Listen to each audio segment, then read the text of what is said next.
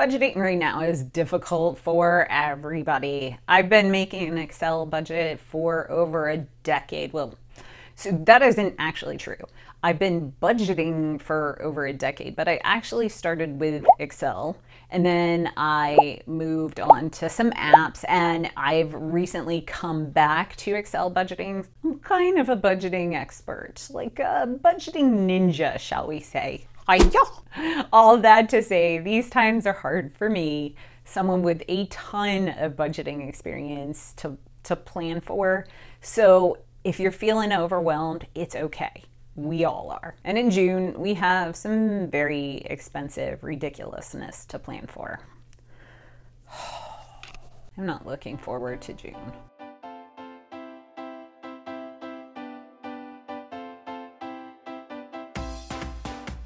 Hi, I'm Wendy, Valencia. Did y'all see the interview I did with She's on Top? It was so much fun. I just love their channel.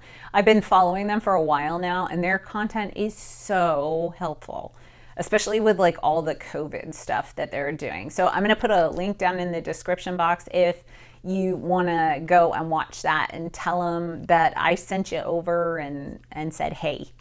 Okay, so who here is actually having trouble budgeting right now? I mean, groceries are insanely expensive. We're on lockdown. For me, my work schedule is about to change, and so I'm gonna have to plan for like more gas and some other stuff. So childcare could be coming back, and seriously, it is a ton of stuff, and I just have no idea how I'm gonna make it all happen.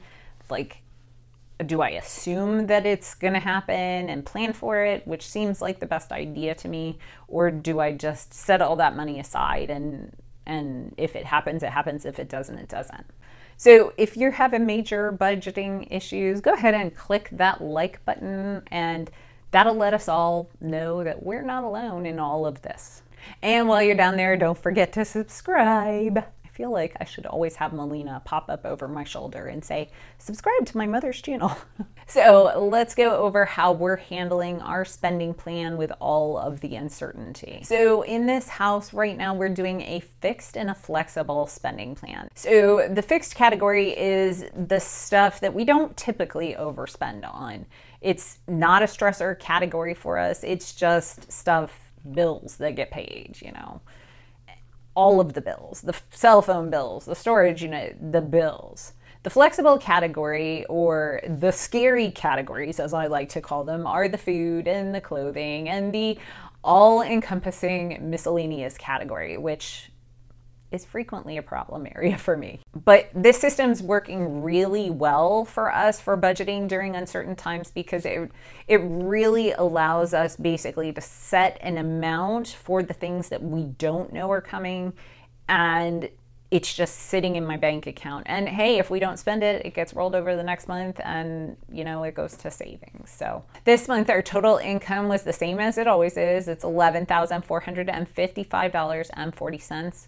We're both essential federal law enforcement, Mauricio full-time, and I'm working part-time at work and part-time at home.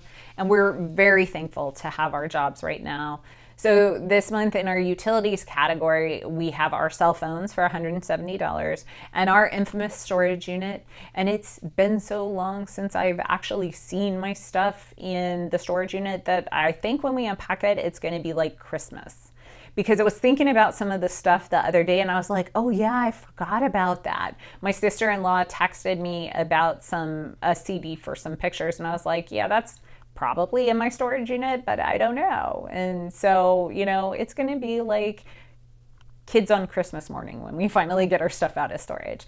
And we also have Skype for $6.99 a month, and we use that entirely to talk to Mauricio's family down in Colombia. So the biggest change to our budget this month is that they're talking about taking us all off telework now. And I have mixed feelings about that. I'm not a fan of telework for me personally. I work so many more hours having my work computer at home. I'm working well over an 8-hour day at this point. And Melina's still at home, and there are no summer camps or anything, and she's high risk. I'm still separated from my parents, so it's not like we can ask them to watch Melina if we go. They're in the house with us, but there's plastic up separating the house specifically for Melina because we want to make sure Melina doesn't go between the two locations. And she probably would if there were no plastic there. But my parents can't watch Melina if they can't, get a hold of her in an emergency. The problem is when we go back, we're going to be going back to fixed schedules. Usually there's a little bit of flexibility in our scheduling, but right now with everything, it would be a fixed schedule. And our schedules are going to overlap. So we have to consider childcare. And we know a woman who's not working that much right now, and she's great, so we're probably going to pay her to come over and care for Melina. But the going rate for childcare in this area is $20 to $25 an hour, depending on how qualified you are, which for a full 8-hour day for Mauricio and I would be about $4,000 a month. That number makes me want to cry a lot. We don't have a lot of options. We're going to stagger our work time as much as physically possible. So hopefully we will be able to, only have like an hour or two overlap. But, we could be told our hours, and there could be 8 hours that Mauricio and I are both gone. So right now we're budgeting $3,000 for childcare, but we're hoping to keep it down under $1,500. And if we have anything left over, we'll put it into the save category, which I'll talk about in a minute. So in our giving category, we have $750, and that includes both charitable giving and gifts. And part of that is Father's Day. So Father's Day in June, so don't forget it. And in the insurance category, we have $312.47. And you should never skimp on insurance because you will always regret if you don't have it. I have stories. Mauricio's life insurance is $35.81, and car and renter's insurance with USAA is $173.01. And our renter's insurance covers our storage unit. And actually, I know that we pay more with USAA than with other places because I know if we get in an accident, they're going to pay us the full amount. They're very reliable like that. And that's not a guarantee with the other cheaper companies. I wonder if USAA has an affiliate program. I love their insurance so much that I feel like I could sell it for them. So in the transportation category, we have $290, and that's an even $200 for gas because of the working situation, and $90 for parking for Mauricio every month. And like I said, we're budgeting the full amount for gas because one of us is going to be driving the gas guzzler, so no more $30 months with gas. In the medical category, we don't have anything right now because we're pretty much avoiding doctor's appointments. And, Melina's not really going out in public, so it's difficult for her to get sick.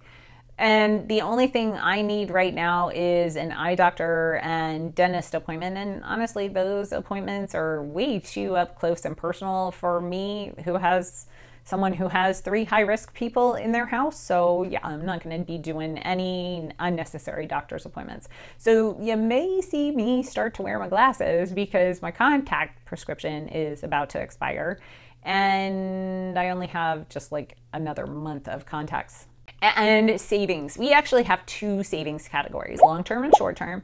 And the short-term is $1,000. And those are our savings funds, like Christmas, school expenses, a trip to Colombia, medical deductible, and that kind of stuff. Generally, we wipe those out every single year, but we haven't spent that much because of the Rona. So it's just sitting there pretty much untouched for about $5,000. Our long-term savings down here at the bottom of the fixed expenses is for building a substantial emergency fund. And it's also covering expenses that are popping up that I didn't plan for and budgeting mistakes. So, like, for example, you saw that I only budgeted $3,000 for childcare, but I was talking about it potentially costing $4,000. Should we need $4,000, I will take money out of this account. But again, in the first month, I just have no idea how much it's going to cost us. So I had actually planned to have a ton more money in this savings category, but childcare wiped it out.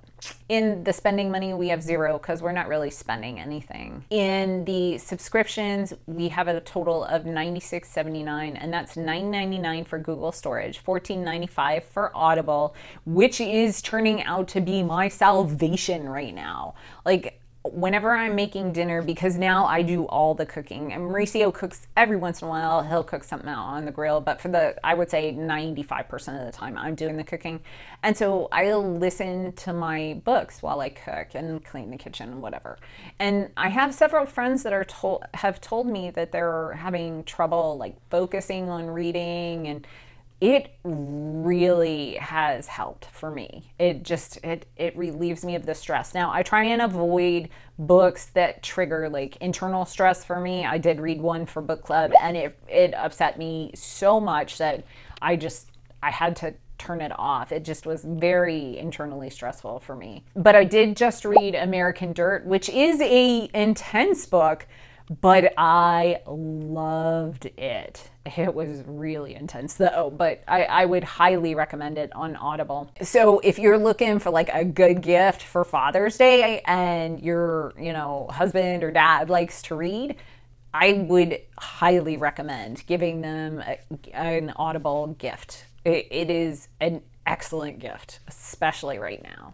And I'll put a link for that down in the description box. So iCloud at $9.99. We had Netflix at $12.99. And Robux for Roblox is $4.99. Circle Go is $4.99. And one day I'm going to absolutely have to do a video on the awesomeness that is Circle. It ranks right up there with Cozy for value added to my life. And I love my Cozy. And we're going to go ahead and keep this word for $14 a month for food delivery. And I can't say it because YouTube closed caption misinterprets it when I say it. And it isn't a nice thing that they think I said. So finally, Apple Music for $9.99. And that is our subscriptions. We have a lot of subscriptions. And then we have the other bill that I love to hate, which is $600 for laundry.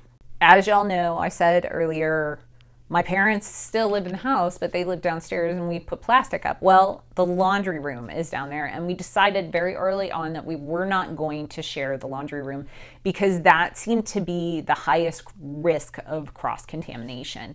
So we put the laundry room off limits, and now we are sending our laundry out to rinse, and it has its pros and cons. For example, a pro would be that I don't have to do laundry, and a con would be they suck at removing stains. I don't think they even try. A pro would be that I don't have to do laundry, and a con would be I still have to hang everything up when it gets here.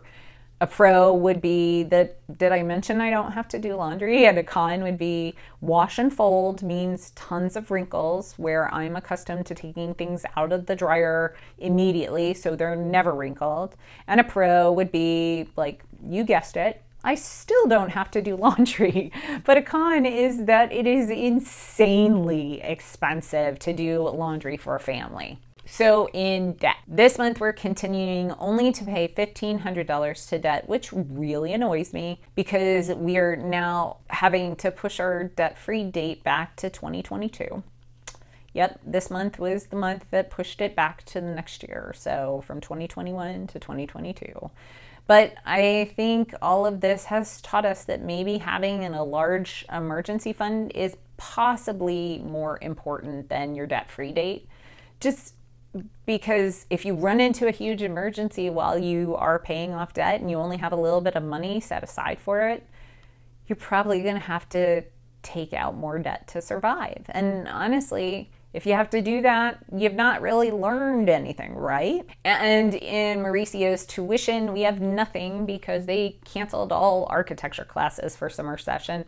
I guess they figured that architecture is one of those that's hard to do remotely. So that means he's probably going to get pushed back a full semester for finishing the program, which means it's actually good because we'll still be debt-free before he can start school. In the flexible expenses, I have tossed in $2,000, which is a lot, I know.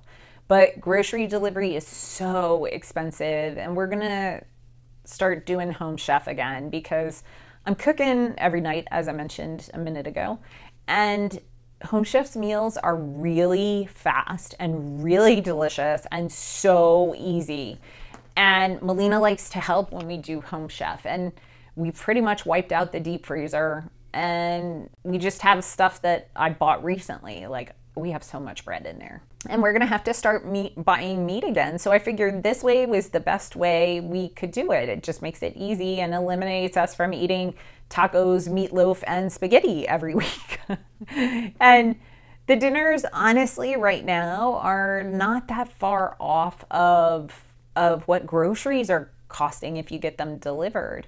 And it's certainly cheaper than takeout. And normally, like I would say, making it from scratch is cheaper, but really I don't think it is with the cost of everything being so high right now. And I'm not gonna lie, I do pick a lot of their like pop it in the oven dishes. So, and I'll put a link for that down in the description box too, if you wanna check it out. We love it, as y'all know. We've used it for a long time, on and off. And I think they're offering like a $35 discount for your first box. So, hey, it's like free food. And that's it. That brings us to a pseudo zero based budget. So if you're interested in checking out the interview I did with the lovely ladies over at She's on Top, I'll link it right up over here. And don't forget to tell them I said hi. So I'll see you in the next one.